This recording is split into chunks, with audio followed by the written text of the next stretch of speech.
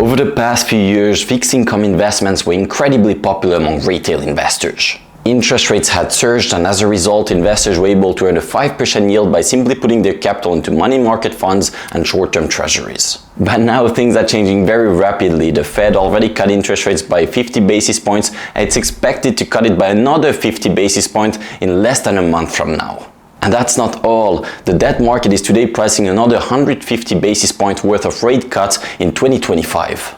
What this means is that interest rates are expected to drop to the low threes within a year from now, making fixed income investments a lot less appealing. There is a very big difference between being able to earn a 5% yield from your money market fund or just earning 3%, and I think that this downgrade will lead to a significant capital shift from fixed income to higher yielding equities like real estate investment trusts.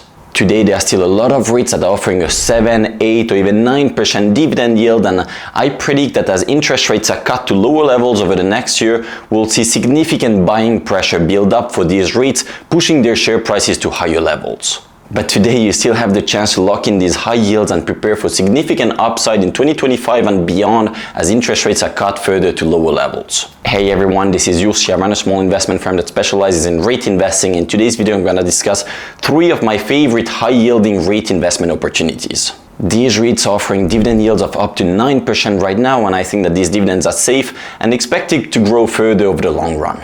But before I get into it, I want to remind you that we recently launched a new YouTube channel focusing on our favorite non-REIT investment opportunities. So these are things like MLPs, BDCs, closed-end funds, and so on. And we recently posted a similar video on our favorite high-yielding investment opportunities right now. It will be the second link in the description of this video. So the first company that I'm going to discuss here is called Easterly Government Properties. Its ticker symbol is DEA. This is a net lease REIT just like Realty Income, NNN-REIT, Agri Realty, Vichy Properties, and so on, but it's different in that instead of investing in retail-based net lease properties like dollar stores or pharmacies and so on, it's instead investing in government-leased properties such as VA outpatient facilities, DEA headquarters, that's where its ticker symbol comes from, FBI headquarters as well, laboratories, and many other types of government properties.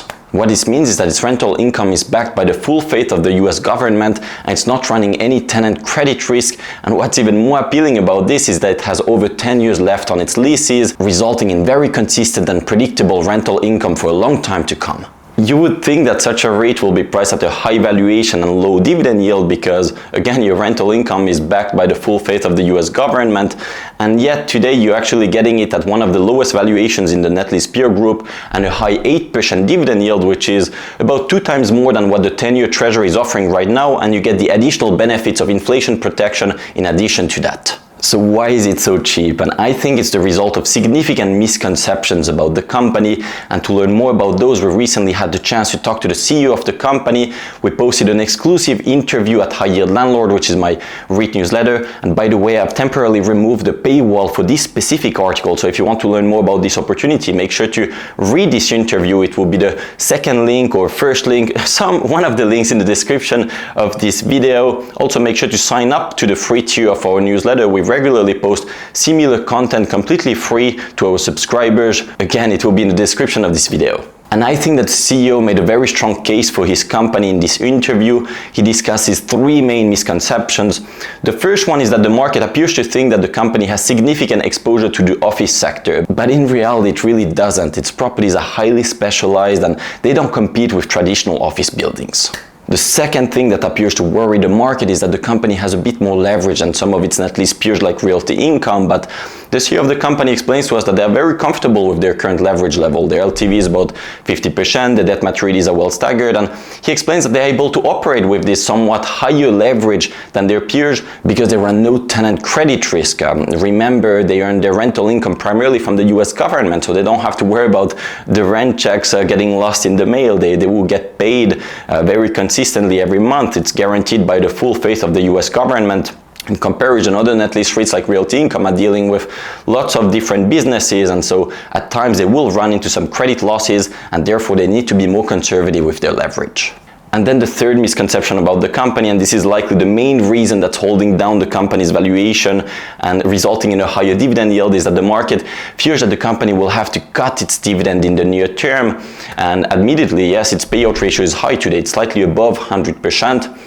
But here CEO makes it very clear to us in our interview that they expect to be able to maintain this dividend because they think that they will grow into it in the coming years. Even with today's higher interest rates and their somewhat depressed equity valuation, they're still able to issue capital and acquire new properties at a positive spread of about 50 basis points. And if now interest rates return to lower levels, these spreads will only improve. Moreover, they think that they will enjoy strong releasing spreads in the coming years as some of their leases expire because the replacement cost of their assets has grown very significantly. And that explains why they haven't cut their dividend so far. They're confident that they will grow into it in the near term, and my prediction is that as they finally fully cover their dividend, some of these fears of the market will dissipate and finally they will earn a higher valuation multiple, which will also accelerate their growth. It will lead to some upside to investors who buy today, and therefore I really like the risk reward because you're earning an 8% dividend yield. The valuation is one of the lowest in the net lease peer group right now, following all of its underperformance. I shared a chart at High Yield Landlord that showed that our top pick, Essential Properties Trust, has massively outperformed DEA over the past few years. So I'm glad we favored EPRT, but now going forward, the valuation spread between the two companies has grown very significantly, and so relatively speaking, it makes DEA a lot more attractive to me as an active REIT investor. So you're getting a high yield, some upside potential, and the company is positioned to grow in the coming years. Hey, before I go into the second company, can you please do me a huge favor and click the like button if you think that this content is valuable? Thanks so much in advance. So the second company I'm going to discuss now is called NewLake Capital Partners, ticker symbol NLCP. It's a company that I've covered many times on this channel, but I'll try to bring a different angle to the thesis. And this is one of our largest holdings today at High Yield Landlord, and the reason for this is simple. We think that this is one of just a few REITs that have the potential to deliver both high yield and high growth at the same time. This is truly exceptional because typically if you price at a high yield, it implies that the market is seeing some issues about the REIT. Perhaps it's over leveraged, it's conflicted, it owns weak assets, it has poor growth prospects, but none of this really applies in this specific case. The REIT actually has zero leverage, so very strong balance sheet. The management is really well aligned with shareholders. They've spent most of the past 2 years buying back shares, doing what's right for shareholders. They've kept hiking their dividend in nearly every quarter. And thirdly, while their assets are a bit riskier due to their nature, they focus on cannabis cultivation facilities. It is a risky sector. They are, generally speaking, some of the best quality properties in this sector. They have long leases, strong rent escalations of 2.6%. The tenants are responsible for all property expenses, the same triple net lease structure.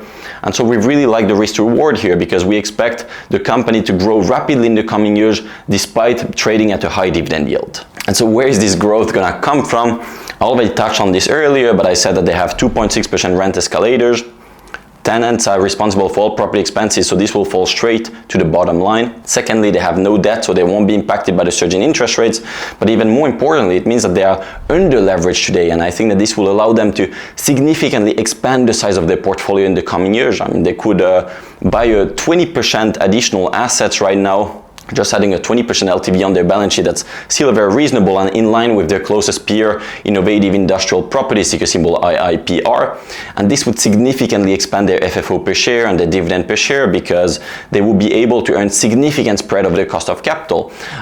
They could get debt with an interest rate that's about 5 to 6% right now, but the cap rates in its property sector are closer to 12%. So this is a massive spread. If it wants to be more conservative, it can also issue some equity. It could also use some of its retained income to buy even more properties.